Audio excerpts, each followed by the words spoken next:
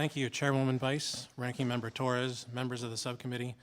Thank you for welcoming the perspective of the Library of Congress at today's hearing. On behalf of everyone in the library's Office of the Chief Information Officer, thank you for also recognizing and investing in library technology so we can better serve the United States Congress and the American people. The library's two most popular websites, loc.gov and congress.gov, see nearly 500 million page views each year, not counting AI crawlers and bots. For the library, user experience, or UX, is all about those 500 million pair of human eyes locked in on the way we present historical collections and legislative data across these websites. Good user research helps us understand the people behind these eyes, what they need, what they expect, and how they feel about what they see. This is how the library approaches UX design. We learn why users interacted with our data. These users are members of Congress, quickly checking a bill status on their phone in the cloakroom. They're also high school teachers like my brother, who uses congress.gov with his students to learn more about the Constitution and the legislative process. We have a responsibility to ensure those users and everyone in between get what they need from our websites. AI has changed the technology landscape faster than any of us have expected. On one hand, our systems are being stressed in new ways.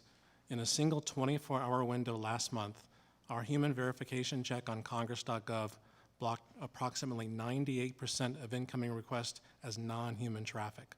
However, AI is also giving the American people access to more information than ever before. But authenticity and objectivity matter, and people know they can depend on congress.gov to meet those standards. I'd like to outline lessons we have learned from the past and how we are engaging in thorough and thoughtful user research in the present so we can further democratize access to information and the legislative process in the future. In the mid-1990s, Congress tasked the library with getting legislative data online. We achieved this mission through two websites, Thomas for the public and the Legislative Information System, or LIS, for the Congress.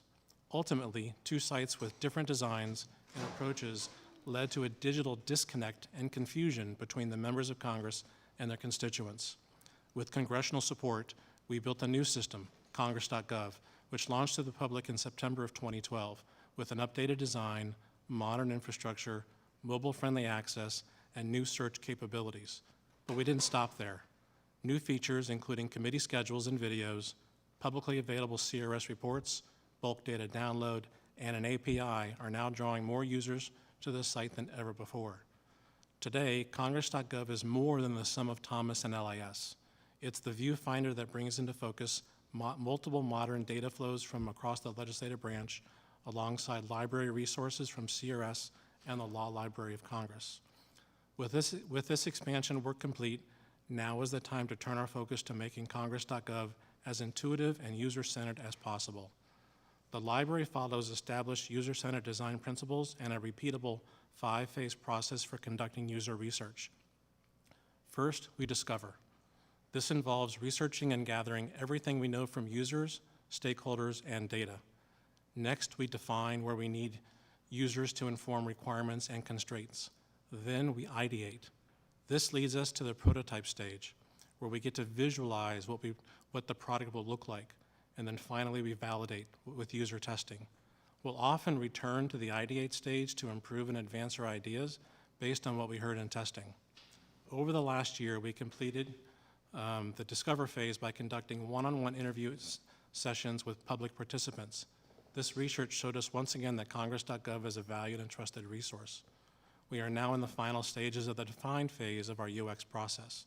Our priorities, as derived from the discover phase, are updating the design and enhancing congress.gov search. We plan to have a prototype of the updated congress.gov interface to validate with congressional users no later than the end of this calendar year. Additionally, two items within the library's fiscal 2027 budget request, the AI Enterprise Platform and the Web Application Delivery request, will directly support long-term goals for congress.gov.